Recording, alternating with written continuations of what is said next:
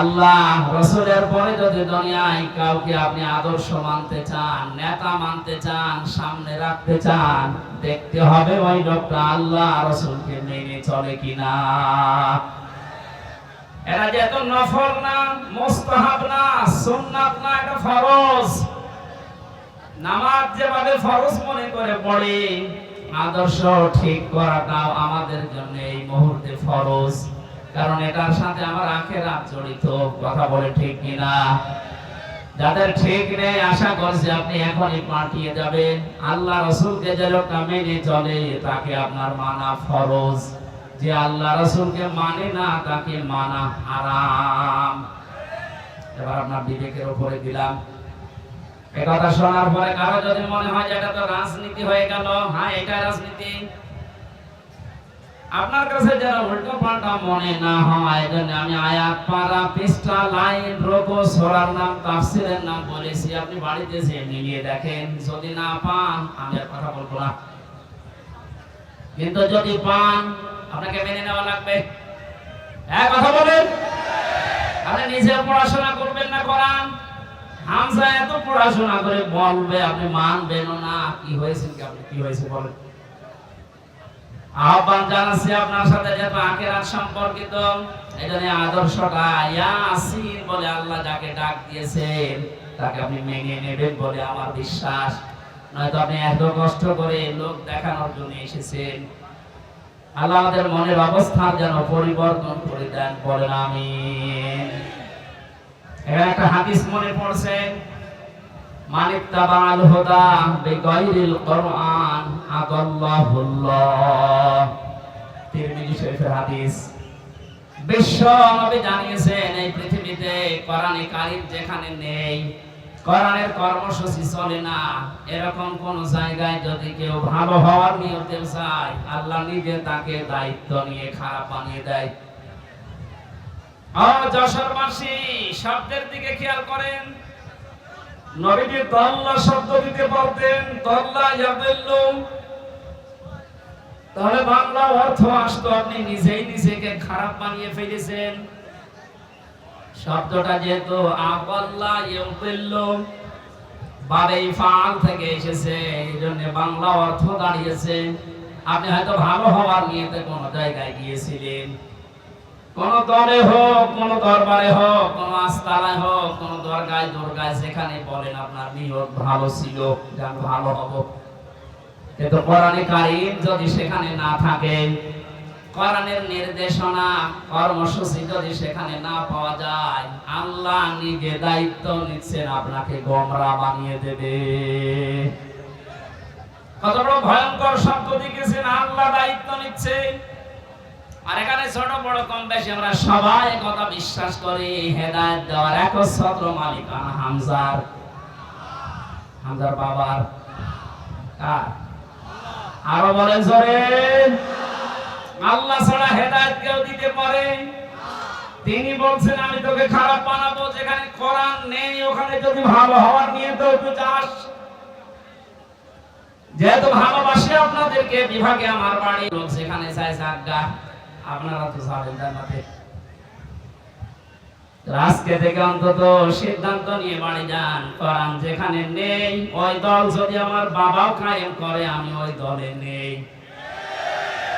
এটার সাথে একমত আছেন কারা দেখে? এই আন্দাজে হাত তুলবেন না, হাত তুলে আবার উল্টিয়ে যাবেন। ঠিক আছে, এই বসেন বসেন।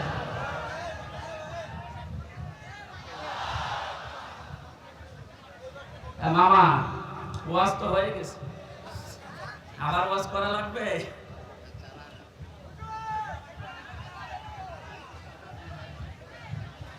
এখানে আমার মনে হয় মাথায় যাদের হালকা মগজ আছে, তার কাটা না, তারা বুঝে ফেলেছেন কোরআন যেখানে নেই ওখানে আমি যাব না। তাহলে এই দেশে কোরআন বাদ দিয়ে কোন দল থাকার কথা বলেন? এটা শুধু আজকে সামিয়ানার নিচে হাত তুলে শেষ না, এটা কিন্তু আল্লাহকে দেখিয়েছেন যে কোরআন যে দরবারে নেই ও দরবারে আমি যাব না, কোরআন সেই দলে নেই ওই দলে আমি থাকবো না। এটা মেনে নিতে পারলে আজকের এই মাহফিল সাকসেস। যে অবস্থা আমরা দেখতে পাচ্ছি কোরআনে কারিমের দিকে মানুষের ঝোঁক যেভাবে বেড়ে গেছে, ওয়ারাইতান নাসা ইয়াদখুলুনা ফি দীনিল্লাহি আফওয়াজা। আল্লাহ পাক বলেন, হে নবী, যখন আমার সাহায্য আসবে তখন আপনি বিষয় দেখতে পাবেন। আর বিষয়ের যতগুলো ধাপ আছে তার প্রথম ধাপ এটা, বিষয় আসলেই মানুষ দলে দলে পালে পালে আমার ইসলামে প্রবেশ করবে। আগস্টের 5 তারিখের পর থেকে আজকের এই সেপ্টেম্বরের 10, 1 মাস 6 দিনের ব্যবধানে বাস্তবতা আমি যেটা দেখতে পাচ্ছি, বিবিসি নিউজ পেয়েছি, ওই 5 তারিখের আগে এদেশে 100 জনের মাত্র 16 জন মানুষ চাইতো যে ইসলামে দেশে কায়েম হোক। অথচ 1 মাস 5-6 দিনের ব্যবধানে গতকালকে রিপোর্ট বেরিয়েছে এই দেশে এখন 100 জনের 34 থেকে 35 জন মানুষ চাচ্ছে দেশে ইসলাম কায়েম হোক। এই জরিপটা ভালো না খারাপ? কিছুদিন যেতে দেরি ভাবে মুক্ত পরিবেশে ইসলাম প্রচার করার ব্যবস্থা করেন, মানুষকে আপনি একটু ছাড় দেওয়ার চেষ্টা চালান। মুসলমান তো দূরের কথা, বহু হিন্দু এই 1 মাস 6 দিনের ভেতরে আমি মুসলমান বানিয়েছি। ওরা দলে দলে পালে পালে আসার চেষ্টায় আছে। আর যারা হালকা সালেম ছিল, আমার বাড়ি কুষ্টিয়া হালসা, আমার বংশের 100 জনের 98 জন ছিল সালেম। আমি জালেম বলছি এই কারণে, কারণ দলে যারা ছিল সবই জালেম। কথা বলছে সব জালেম না? 5 তারিখের 1:30 পর্যন্ত কেউ কল দেয়নি। বিকাল 5টার পরে আমার বংশের লোকজন বসে, বাবাজি কি হয়েছে? আমরা এখন আর আওয়ামী লীগ নেই, আমরা এখন জামাত ইসলাম। কিসের জামাত? আপনাদেরকে এখনই নেওয়া হবে না, আর একটু পরে।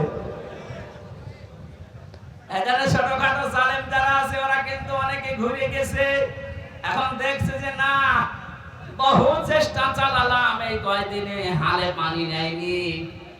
5 তারিখের পর থেকে এই পর্যন্ত আমরা প্রায় 8-9টা ইস্যু দাঁড় করাতে দেখেছি, একটাও এদেশে ঠেকে নাই।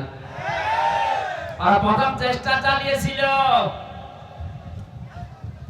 হিন্দুদেরকে দিয়ে, বলেছিল সংখ্যালঘু।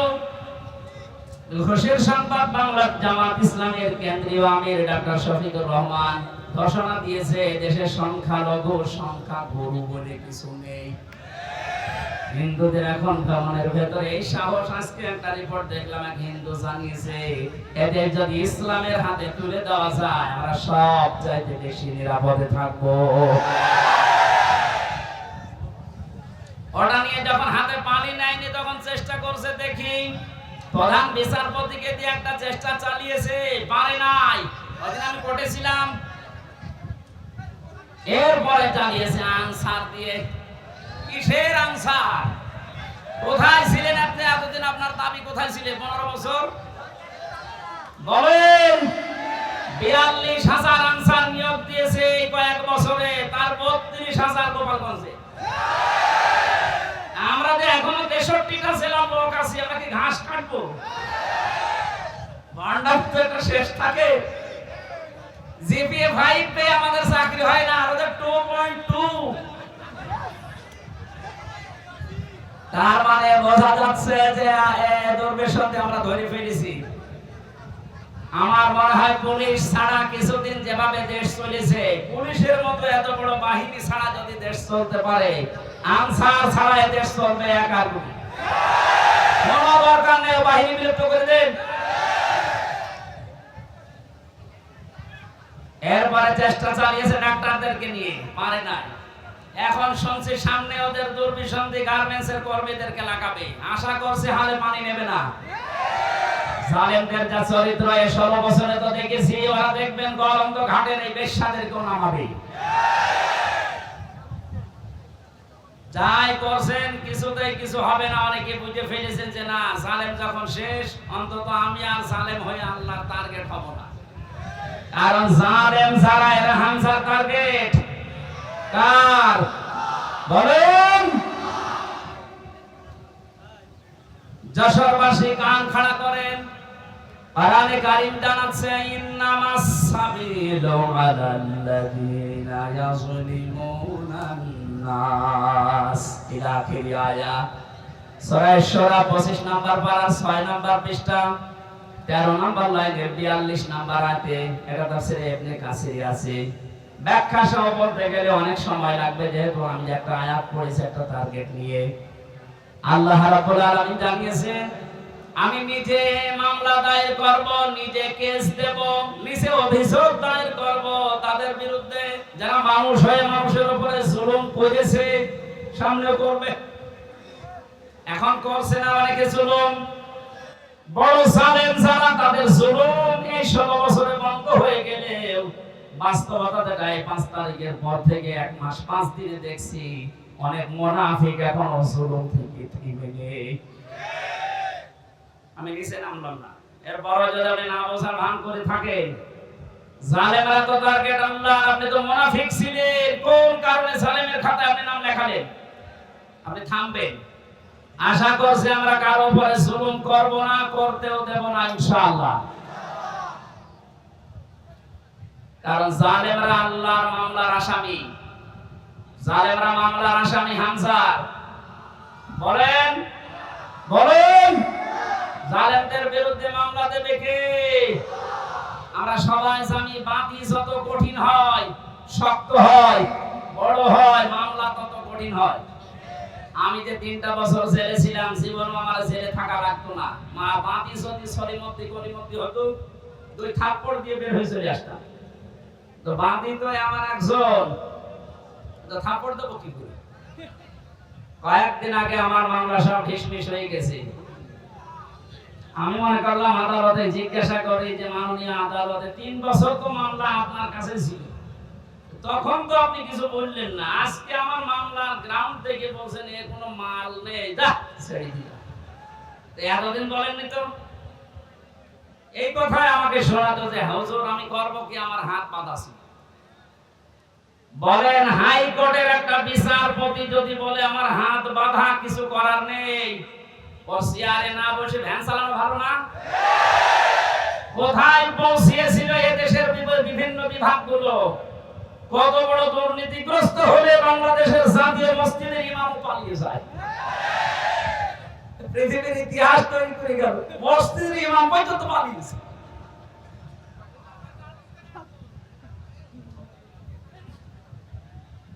যশোরবাসী আমার মামলার যেহেতু বাদী ছিল এমন একজন আমার আর মাওলানা মামুনুল হকের, বহুবার মামলা আমরা তুলেছি, প্রায় 30 থেকে 31 বার। সিএমএম কোর্ট, জজ কোর্ট, হাইকোর্ট, যতবার মামলা তোলা হয় বলে না উপরের নির্দেশ। কার? উপরের নির্দেশ ছাড়া হবে না। জানি যে আপনার দোষ নেই, কিন্তু আমার হাত বাঁধা। মাননীয় আদালতে এই 3 বছর আমার হাত বাঁধা নেই, হাত খোলা। বৈষম্য বিরোধী ছাত্র আন্দোলনে যারা জীবন দিয়েছে প্রায় 1700-র উপরে মারা গেছে, আর 2700-র উপরে এখনো হাসপাতালে আছে। এদের যে 9টা দাবি ছিল, প্রথম দাবি সবার হাত আমরা খুলতে চাই।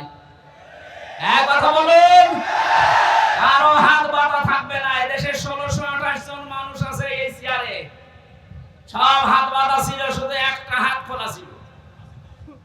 যাই হোক,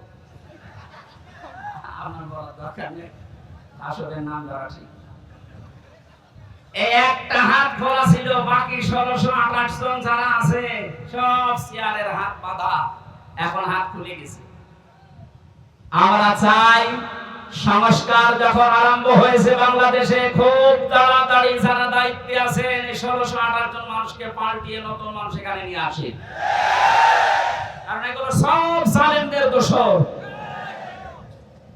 প্রশাসনের আজ আমার বাড়ির নিচতলায় একজন পুলিশ ভাড়া ছিল, ওদের 5 তারিখের পর থেকে কোথায় পালিয়েছে আল্লাহ জানে। রোজা লাইট দিয়ে খুঁজে পাচ্ছে, ঘর যে তালা মারা, এই মারাই আছে।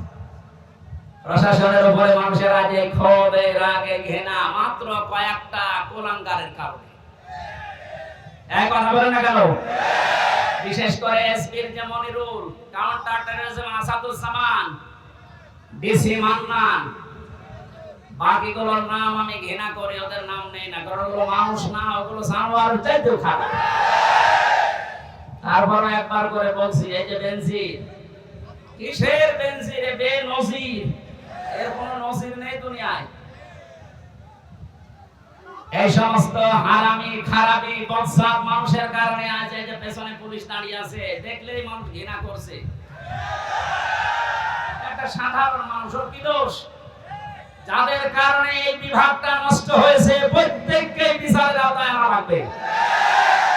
গুলির অর্ডার দিয়েছে, আরো ভিডিও করে দেখাচ্ছে, স্যার গুলি মারি একটা মরে একটা, আর কেউ চায় না। কত বড় শয়তান! ওর বিবেক আছে? আমাদেরকে রিমান্ডে মাটির নিচে নিয়ে যেভাবে বিভিন্ন জিনিস দেখিয়েছে, আমার মনে হয় এই মানুষগুলোকে এখন ওই জিনিসগুলো দেখানো দরকার। আমার শেষ পর্যন্ত বলেছিল, যা বলতে বলছি যদি না বলেন, 11 ঘন্টা আমার টাঙিয়েছে। আমি বলি না বাড়িতে, কারণ এরা দুঃখ পাবে। এই কারণে চোখ কালো কাপড় দিয়ে বেঁধে রেখে, পেছনে হাত বেঁধে, ডান্ডা বেড়ি দিয়ে, মাথায় দড়ি দিয়ে 11 ঘন্টা টাঙিয়েছে। 4 রকম নামাজ পড়তে দেয়নি, সব ইশারায় পড়েছিলাম। এই কথা শুনতে না। যে মানুষগুলো এর সাথে জড়িত ছিল এখন বলছে এদের মাফ করে দেন। না, এই মানুষগুলোর কোনো মাফ নেই। জামাতের কেন্দ্রীয় আমির ডাক্তার শফিকুর রহমান জানিয়েছে, যারা নির্দিষ্ট অপরাধী এদের মাফ নেই। কথা বলেন, এদেশের 18 কোটি মানুষ যদি আপনাকে মাফ করে দেয়, ব্যারিস্টার আরমানের বউ জীবন মাফ করবে না, আমার বউ মাফ করবে না। কোন কারণে আপনি আমাকে 3 বছর আটকালেন? কোন দোষ পাননি, 3টা বছর পরে বেকসুর খালাস দিলেন, তার মানে আদালত প্রমাণ পেয়েছে যে আমি নির্দোষ, আমার কোনো দোষ নেই। এই কথা বলে না কেন? বিনা কারণে যে আমাকে 3টা বছর আটক রাখলেন, জেলখানায় রাখলেন, আমি কিছু বলতাম না। এমন জায়গায় রেখেছিলেন, ফাঁসির কন্ডেম ছেলে, ওখানে থাকার উপযুক্ত আমি নাকি মার্ডার মামলার আসামি? বলেন। আমার যে মামলা দিয়েছিল মূল্য চুরিও না, মূল্য চুরি করলেও শাস্তি দেয়। আর আপনি ফাঁসির কন্ডেম ছেড়ে দিনের পর দিন, মাসের পর মাস, বছরের পর বছর বিচ্ছিন্ন রেখে দিয়েছে। আজ পর্যন্ত আমার মেয়েটা এখনো স্বাভাবিক হয়নি, ছোট মেয়েটা আমার কাছেও আসে না। আপনি হামজার মামলার আসামি তো হয়েছেন, আপনি আল্লাহর মামলার আসামি। সুতরাং আমি দাবি জানাচ্ছি, শুধু আমি না, আমার মতো 1,10,000 মানুষ এই বাংলাদেশের বিভিন্ন জেলে আছে। তার মনে হয় 100 জনের 70 জন কিচ্ছু জানে না। যাদেরকে ভাবে মিথ্যা মামলা দিয়ে বছরের পর বছর আটক রেখে যখন ছাড়ে নিরপরাধ বেকসুর খালাস দেয়, এই যে 5টা বছর 10 বছর নষ্ট করলেন। যারা মামলার আয়ু থেকে উপর পর্যন্ত জড়িত প্রত্যেককে এভাবে 3 বছর 5 বছর জেলে থাকা হবে। আর আয়না ঘরের সাথে যারা জড়িত, ব্যারিস্টার আরমান, আমান আজমি ভাই সহ যত মানুষকে আপনি রেখেছিলেন, এদের মতো আপনাকেও এরকম 8 বছর 9 বছর আয়না ঘরে রাখা লাগবে। এখন বাইরে যে বলে আমি কি করেছি যে আমি থাকতে পারলাম না, কি করেছে টের পাচ্ছেন না? এদিকে আসেন, আসেন, এদিকে আসেন, আপনাকে টের পাচ্ছে। আমি মানুষ, একটা জীবিত মানুষকে কবর সেলের ভেতরে 8টা বছর। আমার সাথে মুফতি ফখরুল ইসলাম ছিল, একটা এত বড় আলেমকে ওরা এই হাত পায়ের ভেতর দিয়ে দিয়ে সামনে রডের সাথে দিয়ে তালা লাগিয়ে দিয়েছে। 1.5 মিনিট সময় দিত টয়লেটে। পৃথিবীতে এত কষ্ট দেওয়া যায় মাটির নিচে, না দেখলে আমারও বিশ্বাস হতো না। এই সমস্ত কাজ করতে, এরপর আপনার মনের ভেতরে একটু আফসোস আসে না? আবার মুখ খুলে বলে, আবার ঘাবড়াবেন না, আমরা ভয় পেয়ে যাই, নরম হয়ে যায়।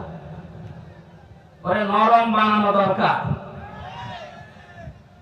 সংস্কার যখন আরম্ভ হয়েছে, আশা করছি খুব তাড়াতাড়ি সালেমদের দোসর ছাড়া সব এগুলো আল্লাহর মামলার আসামি। কার মামলার আসামি? যারা আল্লাহর মামলার আসামি হয়ে গেছে, এরা আল্লাহর জান্নাতে যাবে বিশ্বাস হয়। এগুলো সব জাহান্নামী মানুষ। সুতরাং এই জাহান্নামী মানুষকে আমরা বাংলাদেশে দেখতে চাই না। কথা বলেন। জান্নাতে যেতে চাইলে এখনো দরজা খোলা আছে, তওবা করে ফিরে আসে। আশা করছি কথার ইঙ্গিত বুঝেছেন। এখন মানা না মানা আপনার ব্যাপার। কপাল যদি ভালো থাকে ওমরের মতো ফিরে আসবেন, আর যদি কপাল আবু সাহেবের মতো হয়, আমি হামজা না, এখানে নবী এসে ওয়াজ করবো, আপনার কাজ হবে। আমরা কোরআনে কারীম থেকে সূরা মুলকের দুইটা মাত্র আয়াত পড়েছি, তাফসীর আকারে কথা বলছি। আর কত সময় থাকা যাবে নাকি? আসরের নামাজ শেষ হয়েছে, তো জোহর আসর পড়ে এসেছে। ঠিক আছে, জবান খুলে কোরআনের আয়াতটা আগে পড়েন। আউযু বিল্লাহি মিনাশ শাইতানির রাজীম। বিসমিল্লাহির রহমানির রহিম। তাবারাকাল্লাযী বিয়াদিহিল মুলকু ওয়া হুয়া আলা কুল্লি শাইইন কাদির। সূরা মুলক কোন সূরা? মুলক মানে রাজত্ব। মুলক মানে কি? এই আয়াতটা, এই সূরাটা আল্লাহ নাযিল করে 30টা বিষয়ের ভেতরে দিয়েছেন। মানুষদেরকে জানাতে চেয়েছেন রাজত্বের আসল মালিক আমি আল্লাহ। মাঝে মাঝে কাউকে চেয়ারে বসাই পরীক্ষা করার জন্য।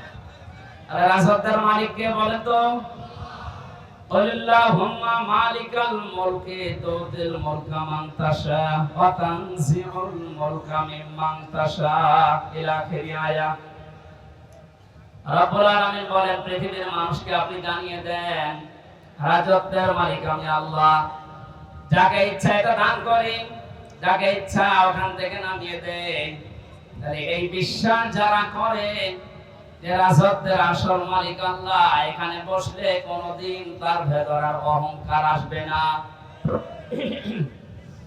অহংকার এসেছিল বলে অনেককে আল্লাহ ধ্বংস করেছে অতীতে, এখনো করছে, কিয়ামত পর্যন্ত অহংকারীকে আল্লাহ নিজে ধ্বংস করবেন।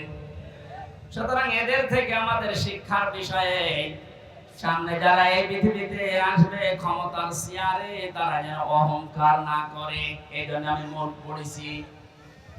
আল্লাহ ঘোষণা দিচ্ছেন এবার, তাবারাকাল্লাযী, বরকতময়। সমস্ত আয়াত থেকে অক্ষমতা, দুর্বলতা, সমস্ত দোষ ত্রুটি থেকে মুক্ত ওই আল্লাহ। বিয়াদিহিল মুলক, যার কুদরতি হাতের ভেতরে সব কিছু রাজত্ব লুকিয়ে আছে। ওয়া আলা কুল্লি শাইইন কাদির। আল্লাহ পাক বলেন পৃথিবীর সব কিছুর উপরে একচ্ছত্র ক্ষমতা চলে আমি আল্লাহর। জোরে বলেন সুবহানাল্লাহ। এই আয়াতটা যাদের ভেতরে যত বেশি দৃঢ়ভাবে বিশ্বাস, যত মনে হয়েছে, তাদের জীবন দেখবেন তত বিনম্র, নম্র এবং ছোট। এভাবে নিজের জীবনকে তারা চালাতে চায়। যারা বিশ্বাস করে যে না, সব কিছুর উপরে একজন ক্ষমতা চালাচ্ছে, এ মানুষটা জীবনেও কোনোদিন অহংকারী, তাকাব্বুরি নিজের ভেতর থেকে প্রকাশ করতে পারবে না। আল্লাহ এরকম বান্দাদের ভেতরে আমাদেরকে শামিল করেন, বলেন আমিন।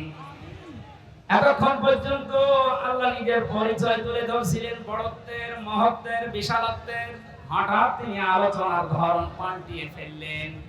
আল্লাযী খালাকাল মাউতা ওয়াল হায়াতা লিয়াবলুয়াকুম আইয়ুকুম আহসানু আমালা। আমি যে তাবারাকার ব্যাখ্যায় হাসান হাসান শব্দ ইবনে কাসির ফি সিলাল কোরআনে পেয়েছি। আল্লাহর বড়ত্বের কথা, মহত্বের কথা, বিশালত্বের কথা তিনি দিয়ে সেখানে বর্ণনা দিয়েছেন। এগুলো আমি আবাদ দিয়ে কেন আয়াতে আসলাম? আল্লাহ জানিয়েছেন আমার আয়াতের ধরন পাল্টানোর, আলোচনার ধরন পাল্টানোর উদ্দেশ্য এই, আমি মানুষকে এখন একটা গুরুত্বপূর্ণ বিষয় আরো জানাতে চাচ্ছি। তিনি সে আল্লাহ যিনি তার বান্দাদের হায়াত আর মওত এই দুইটা তৈরি করার পরে দুনিয়ায় পাঠিয়ে দিলেন।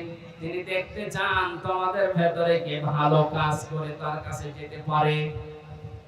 এবার আসেন আয়াত থেকে আমরা শিক্ষা নেই। আল্লাযী খালাকাল মাউতা, আল্লাহ আগে দিয়েছেন যে আমি আগে মাউত বানিয়েছি। ও পৃথিবীর মানুষেরা, এই আয়াতটা আমাদেরকে ডাক দিয়ে এটাই বোঝাতে চায়, শিক্ষা দিতে চায়। পৃথিবীবাসী যত উপরে ওঠো না কেন, এই চিন্তা করবা যে মরা লাগবে। যশোরবাসী, এই চিন্তা যদি মানুষের ভেতরে খুব বেশি আসে, ওর অন্তর পরিচ্ছন্ন হয়। পৃথিবীতে পাপ কাজ কম করার জন্য, অন্যায় ছেড়ে দেওয়ার জন্য মরণের কথা স্মরণ করা খুব কার্যকর। নবীজি জানিয়েছেন, অন্তর যদি কেউ পরিষ্কার করতে চায়, দুইটা বিষয় তাকে দিলাম। এক নম্বরে বেশি বেশি মওতকে স্মরণ করবা, জীবন পরিচ্ছন্ন হবে। দুই নম্বরে আল্লাহর কালাম নিয়ে চিন্তা ভাবনা করবা, পড়বা। জোরে বলেন আমিন। এটা আমাদের জীবন পরিচ্ছন্ন করার জন্য একটা সামনে রাখা দরকার, যে আমি যত উপরে উঠি না কেন, যত কিছুর সম্পদের মালিক হই না কেন, আমাকে মরা লাগবে। কি করা লাগবে? আরো জোরে বলেন। দুই নম্বর শব্দ হলো হায়াতা। আমি হায়াত বানিয়েছি। তাফসীরে মুফাসসির বলেন হায়াত প্রধানত 5 প্রকার হয়। এক নম্বরের হায়াতের নাম আমরা যেটা পার করে ফেলেছি, আলমে আরওয়াহ, রূহের জগতের যে হায়াত ছিল ওটা শেষ হয়ে গেছে আমাদের। দ্বিতীয় নম্বরে আমরা এসেছিলাম আলমে বুতুন, মায়ের পেটের হায়াতের ভেতরে 10 মাস 10 দিন ছিলাম। এবার 3 নাম্বার যেটা এখন আছে আলমে দুনিয়া, এখানে নির্ধারিত সময় একটা আছে আমাদের জন্য। এরপরে আরেকটা শুরু হবে আলমে বারজাখ, আলমে কবরের জগৎ, নির্ধারিত সময় ওখানে থাকবে। 5ম নম্বর যেটা শুরু হবে আর কোনোদিন শেষ হবে না, আলমে আখিরাত। আগের দুইটা শেষ করে ফেলেছি, সামনে দুইটা বাকি আছে, মাঝখানেরটা আছে। তার মানে বোঝা যাচ্ছে আগে যেহেতু দুইটা শেষ হয়ে গেছে, সামনে দুইটা আছে, মাঝখানের এটা মাস্ট বি একদিন না একদিন শেষ হবে। কথা বলে না কেন? এজন্য আমাদের উচিত এই হায়াতের জীবন থেকে মূল শিক্ষা এটা, যেহেতু আল্লাহ ছোট্ট হায়াত দিয়ে একটা বিষয় আমাদের কাছে নিতে চান, লিয়াবলুয়াকুম আইয়ুকুম আহসানু আমালা। আমি আল্লাহ দেখতে চাই তোমাদেরকে পরীক্ষা করে দুনিয়ার জীবন থেকে কে ভালো কাজ করে আমার কাছে আসতে পারো। আল্লাহ কিন্তু আকসার আমালা দেননি যে আমি বেশি বেশি কাজ চাই, না, আহসানু আমালা, আমি ভালো কাজ চাই। এই 16 বছরে যতগুলো কাজ আমরা আঞ্জাম দিতে দেখেছি, বাস্তবতায় অধিকাংশ কাজগুলো দেখেছি বেশি বেশি, কিন্তু কাজ ভালো হয়নি। এর বাস্তব প্রমাণ কুষ্টিয়ান মেডিকেল কলেজ এত টাকা পয়সা খরচ করে এত বিশাল এরিয়া নিয়ে বানিয়েছে, কাজটা বেশি আমরা দেখতে পেয়েছি, কিন্তু কাজটা ভালো হয়নি। বানানোর আগেই ধসে পড়ে গেছে। বলে নাউজুবিল্লাহ। শুধু কুষ্টিয়ার মেডিকেল কলেজ না, বাংলার এই জমিনে যত বড় বড় প্রকল্পগুলো, যত বড় বড় কাজগুলো আমরা দেখতে পেয়েছি, কোরআনের আয়াত অনুযায়ী কাজ হয়েছে বেশি, কিন্তু কাজ ভালো হয়নি। আল্লাহ বলেন আমি বেশি কাজ চাই না, আমি ভালো কাজ চাই। কি কাজ? বলেন বলেন। এখান থেকে একটা শিক্ষা পেয়েছি তাফসীরে, এটা আমি পেয়েছি ফি সিরারিল কোরআনে। আল্লামা মামুনুল হক আমার পাশের রুমে ছিল 3টা বছর, ওনাকে নিয়ে শব্দগুলো আমি বারবার জিজ্ঞাসা করেছিলাম, আল্লাহ ভালো কাজ চান, কাজ দিয়ে উনি কি করবেন? এত আমরা এখানে সবাই জানি আমাদের যে ধাপগুলো আছে, মরণের পরে মরণ আছে, কবর আছে, হাসর আছে, মিজান আছে। কি আছে? মিজান। বলেন বলেন। মিজানের যে পাল্লার কথা আমরা জানি সবাই, আমাদেরকে মাপ দেবেন মিজানের পাল্লায়। আমাদেরকে যে মাপ দেবেন কিসের পাল্লায়? আরো জোরে বলেন। মিজান মানে দাড়ি পাল্লা অনেকেই মনে করেন না, মিজান মানে মানদণ্ড, ন্যায় বিচারের মানদণ্ড। হাইকোর্টের সামনে দেখবেন একটা দাড়ি পাল্লা টাঙানো আছে, দেখেননি কোনোদিন? ওটা একদিকে মনে হয় ঝুলিয়ে থাকে, দুই দিকে সমান। বাংলার 18 কোটি মানুষদেরকে দেশের সরকার বোঝাতে চায়, ইউনিয়ন থেকে শুরু করে জজ কোর্ট পর্যন্ত যদি ন্যায় বিচার নাও পাও, এখানে আসলে যে দাড়ি পাল্লা দেখতে পাচ্ছ, এখানে ন্যায় বিচার করা হবে। যদিও এটা আমরা দেখিনি। মিজান মানে দাড়ি পাল্লা না, আমি কোন জায়গায় অভিধানে পাইনি। মিজান মানে মানদণ্ড। মিজান মানে কি? এবার আসেন মূল শিক্ষাটাই। পৃথিবীতে যত বিষয় আছে প্রতিটি বিষয় যদি কেউ পরিমাপ করতে চায়, প্রতিটি বিষয় মাপ দেওয়ার জন্য আলাদা আলাদা যন্ত্র আছে। এই স্টেজ যদি আপনাকে বলি সালাম ভাই এটা মেপে দেন, এটাকে দাড়ি পাল্লায় তুলে দেবেন, কথা বলে না কেন? এটা মাপার জন্য ফিতা আছে, গজ আছে, এই কথা বলেন। এটা মাপার জন্য গজ ফিতার প্রয়োজন। ওনাকে যদি বলি এই যে পানিটা মেপে দেন, ফিতা দিয়ে মাপবে, কি দিয়ে? সিসি দিয়ে, লিটার দিয়ে। যদি বলি সাল মেপে দেন, উনি সাল কি গজ দিয়ে মাপবে, কি দিয়ে? কেজি দিয়ে, স্ট্যান্ড দিয়ে।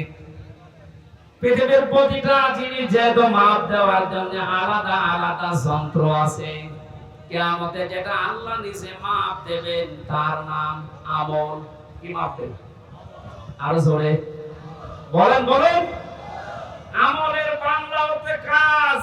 আমল মানে আল্লাহ কাজ মাপ দেবেন। কোন পাগলও এখানে বিশ্বাস করবে যে দাড়ি পাল্লার এক পাল্লায় 5 কেজি কাজ তুলে দিলাম? কাজ মানুষ দাড়ি পাল্লা দিয়ে মাপে, কি দিয়ে? দুনিয়ার প্রতিটি জিনিস যেভাবে মাপ করার জন্য আলাদা আলাদা যন্ত্র আছে, কাজ বা আমল এটা মাপ দেওয়ার জন্য আলাদা যন্ত্র আছে। কাজ মানুষ দাড়ি পাল্লা দিয়ে মাপে না, কাজ মানুষ লিটার দিয়ে, সিসি দিয়ে, গজ দিয়ে, ফিতা দিয়ে মাপে না। কাজ মাপে গুরুত্ব দিয়ে। কি দিয়ে? গুরুত্বের ভিত্তিতে কাজ মাপা হয়। এখানে গুরুত্বপূর্ণ জিনিস কি? এই খুঁটি আর সামিয়া, এই দুইটা আসল জিনিস। এই দুইটা থাকলে মানুষ বলবে এটা মঞ্চ বা স্টেজ। কথা বলে ঠিক কিনা? হ্যাঁ, গুরুত্বহীন জিনিসও আছে। এই যে মাইক, এই যে ক্যামেরা গুলো, এখানে যেগুলো আছে পড়ে, এই পানির বোতল, বাকি এই চেয়ার, এগুলো যদি নাও থাকে তাও এটা মঞ্চ হবে। পৃথিবীতে আল্লাহ ভালো কাজ চেয়েছেন, বেশি কাজ না। গুরুত্বপূর্ণ কাজগুলো যদি আপনার জীবনে না থাকে, গুরুত্বহীন কাজ দিয়ে যদি দুনিয়ার জীবন আপনি ভরপুর করে ফেলেন, কিয়ামতে আল্লাহ যখন মাপবেন গুরুত্বপূর্ণ জিনিস পাবে না, গুরুত্বহীন জিনিস দিয়ে ভরে যাবে। আপনার জীবনের এই মাপ হবে শূন্য বা জিরো। নামাজের ফরজ সংক্রান্ত বিষয় আমরা অনেকে জানি যে নামাজের বাইরে এবং ভেতরে 13টা ফরজ আছে। কয়টা? 12টা যদি আব্দুল সালাম আদায় করে, একটা আদায় করেনি।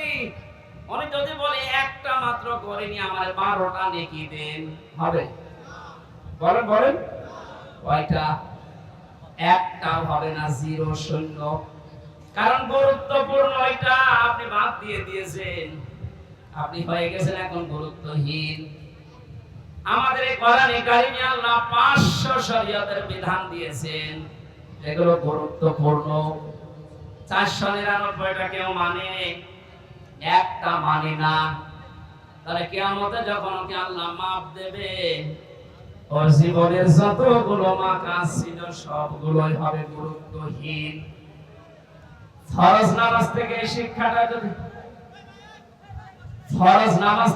শিক্ষাটা যদি আজ আমরা বাংলাদেশে আমরা নিতে পারতাম মুসলমানেরা, সত্য কথা যেটা, এই দেশে 41, 61, 71 বছর টার্গেট দেওয়া লাগতো না। 41 ঘন্টা এই দেশ পাল্টিয়ে যাওয়া সম্ভব ছিল। আমরা আহসানু আমালা বুঝি নাই, এদের ব্যাখ্যা বুঝেছিল হযরতে মুআবিজ। ভালো কাজ কোনটা দুনিয়াতে তারা সবচাইতে বেশি জেনেছিল। আল্লাহ পাক বলেন পৃথিবীতে ভালো কাজ কোনটা তোমরা জানো? তুমিনুনা বিল্লাহি ওয়া রাসূলিহি ওয়া তুজাহিদুনা ফি সাবিলিল্লাহ বিআমওয়ালিকুম ওয়া আনফুসিকুম যালিকুম খায়রুল লাকুম ইন কুনতুম তা'লামুন। আল্লাহর প্রতি বিশ্বাস করো, রাসূলের প্রতি বিশ্বাস আনো, আর এই দুইটা দাবি সামনে রেখে জান আর মাল দিয়ে আল্লাহর দ্বীন জমিনে কায়েম করার জন্য চেষ্টা চালাও। যালিকুম খায়রুল লাকুম। আল্লাহ বলেন এটা ভালো কাজ। এটা কি কাজ? আরো জোরে বলেন। তাহলে এই পৃথিবীতে যত ভালো কাজ আছে, এক নাম্বার ভালো কাজ এই জমিনে আল্লাহর দ্বীন দাঁড় করানো। বলেন, এটাকে দুনিয়াদারির কাজ, রাজনীতির কাজ, মানুষের কাজ, বিভিন্ন রকম উদাহরণ দিয়ে আপনি এখান থেকে কেটে পড়তে চান। অথচ আয়াত যারা ব্যাখ্যা করেছে, যারা বুঝেছে, তাদের দিকে তাকালে দেখি এটা যেহেতু বুঝেছে ভালো কাজ, ছোট মানুষ 11 বছর 13 বছর, তারপর আল্লাহর জমিনে দ্বীন কায়েম করার জন্য হাঁটুর উপরে, হাত পায়ের গোড়ালির উপরে ভর দিয়ে হলেও তারা উৎসাহ হয়ে দেখিয়েছে যে আমি এই পরিমাপে এসে গেছি। তারা মাপে পৌঁছানোর চেষ্টা চালায়, আর আমাদের মাপে পৌঁছানো সব শেষ হয়ে যাচ্ছে, আমরা আরো ছোট হতে চাই। কথা বলেন ঠিক কিনা? আমার আল্লাহ আমাদের সবাইকে যেন সাহাবায়ে কেরামের মতো আয়াত থেকে ভালো কাজ কোনটা এটা বুঝে দুনিয়ায় মেনে নেওয়ার তৌফিক দেন। বলেন আমিন। এটা শুধু পুরুষের জন্য না, নারী পুরুষ সবার জন্য। আপনার জীবনের যেন টার্গেট হয়ে যায় এটা, এই জমিনে কি করে আল্লাহর বিধানটা কায়েম করা যায়। সত্য কথা এইটাই, আল্লাহর বিধান যতদিন এই জমিনে কায়েম না হবে, যতই দোয়া দরুদ পড়ি না কেন, কোনদিন এই জমিনে শান্তি কাঙ্ক্ষিত সম্ভব না। বাবা চালিয়েছিল এই দেশটা, আমরা দেখিনি, মুরব্বিরা দেখেছে।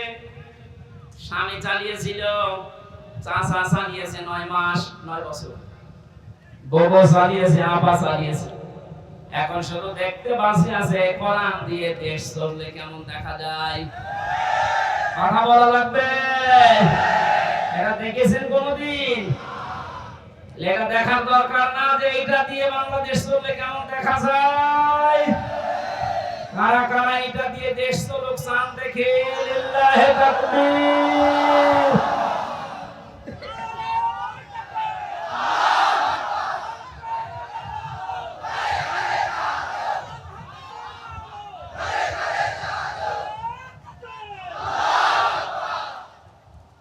এটা যদি কেউ উল্টা পাল্টা ধারণা করেন, রাজনীতি মনে করেন, দুনিয়ার কাজ মনে করেন, এই আয়াত কেটে বাদ দিয়ে দেবেন।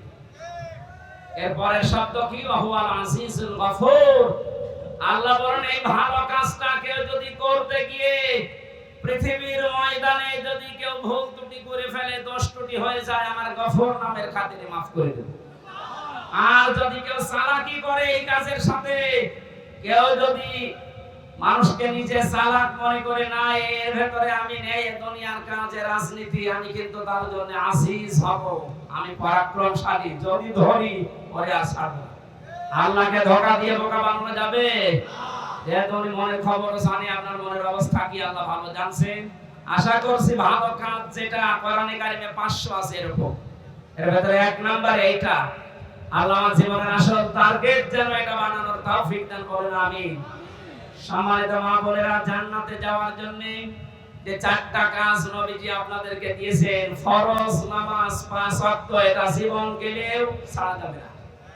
মেয়েদের সন্তান যখন দুনিয়ায় আসে, যদি মাথা বের হয়ে যায়, এরপরও মেয়েদেরকে তোলার ভেতরে বিছিয়ে দিয়ে নামাজ পড়ার তাগিদ দিয়েছেন নবীজি। এত কঠিন বিষয় এটা, অথচ এরা হাঁসের খাবার দিতে যে ফরজ নামাজ ছেড়ে দেয়। আশা করছি এই ভুলটা করবেন না। ফরজ নামাজটাকে শেষ করে নিন, নফল সুন্নাত যদি পড়ার সময় না পান পড়ে পড়িনি, কিন্তু ফরজ নামাজ ছাড়া যাবে না। 2 নম্বরে রমজান মাস আসলে রোজা রাখবেন, যে কয়টা নষ্ট হবে ওটা পরবর্তী 11 মাসে করে দেবেন। 3 নম্বরে যাদের শরীর আল্লাহ দিয়েছেন যেরকমই হোক, এটা পর্দায় রাখা লাগবে, এটা নামাজের মতো মাস্ট বি ফরজ। মেয়েদের হাতের কবজি, মুখমণ্ডল, পায়ের পাথা খোলা রাখা জায়েজ আছে, কিন্তু উত্তম পর্দা হচ্ছে এইগুলো ঢেকে রাখা। 4 নম্বরে স্বামী যাদের আছে, জায়েজ কথাগুলো মেনে নিয়ে তাদের খেদমতে খুশি রাখা। নবীজি বলেন 4টা কাজ যদি মেয়েরা করতে পারে, আঞ্জাম দেয়, জান্নাতের 8টা দরজায় আমি আল্লাহর নবী বলছি তার জন্য খোলা থাকবে। যে দরজা দিয়ে প্রবেশ করবে কেউ তাকে নিষেধ করবে না। আল্লাহ মেয়েদেরকে এই পর্যায়ে ওঠা তৌফিক দিন। আমিন।